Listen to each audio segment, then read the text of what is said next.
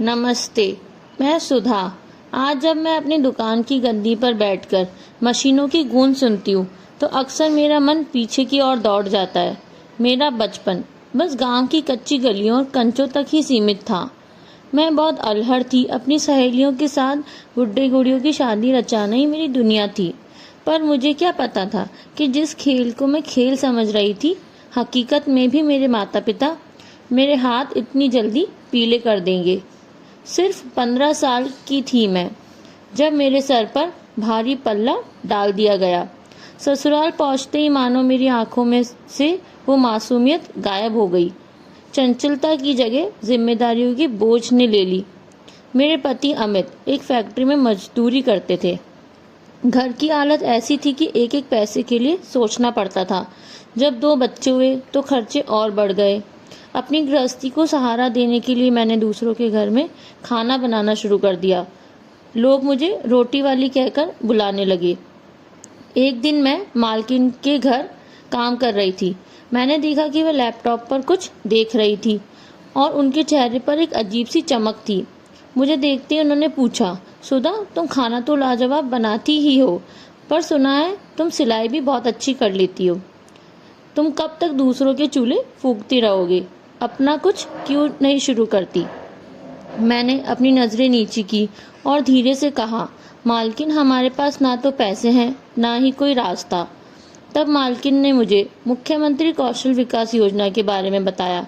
उन्होंने कहा कि सरकार मुफ्त में ट्रेनिंग और रास्ता दे रही है। उन्होंने एक बात कही जो मेरे दिल को छू गई, सुधा, इस योजना का मकसद है कि तुम अपनी जिंदगी की रानी स्वयं बनो। बस वहीं से मेरे मन में हिलोरे उठने लगे। अगले ही दिन मैंने सिलाई केंद्र जाकर अपना नाम लिखवाया। मैंने फैशन डिज़ाइन का कोर्स चुना। मेरी राह आसान नहीं थी। सुबह जल्दी उठकर घर का काम निपटाना, फिर मालकिन के यहाँ खाना बनाना और फिर तपती दोपहरी में सिलाई केंद्र जाना। वहाँ मैंने सिर्फ कपड़े सिलना ही नहीं बल्कि यह भी सीखा कि आजकल क्या फैशन में है और व्हाट्सएप या सोशल मीडिया पर अपने काम का प्रचार कैसे करते हैं। 3 महीने बाद मुझे सर्टिफिकेट मिला और योजना के तहत एक छोटा सा लोन भी। उससे मैंने अपनी पहली सिलाई मशीन खरीदी। शुरुआत घर के एक कोने से की।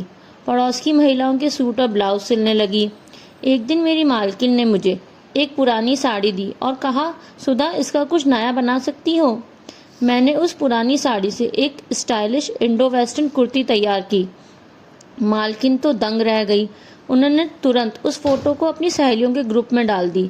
अगले ही दिन मेरे पास 10 नए ऑर्डर थे। आज 1 साल हो गया है। आज मेरी अपनी दुकान है, सुधा क्रिएशन, खुद की रानी। मेरी दुकान पर आज 2 और महिलाएं काम करती है जिन्हें मैं खुद सिखाती हूँ। मेरे पति अब मजदूरी छोड़कर मेरे साथ व्यापार संभालते हैं और मेरे बच्चे एक अच्छे बड़े स्कूल में पढ़ते हैं। मेरे जीवन में यह बदलाव सिर्फ पैसों का ही नहीं था बल्कि आत्मसम्मान का था। जो लोग मुझे रोटी वाली कहते थे आज वही सुधा जी कहकर बुलाते हैं।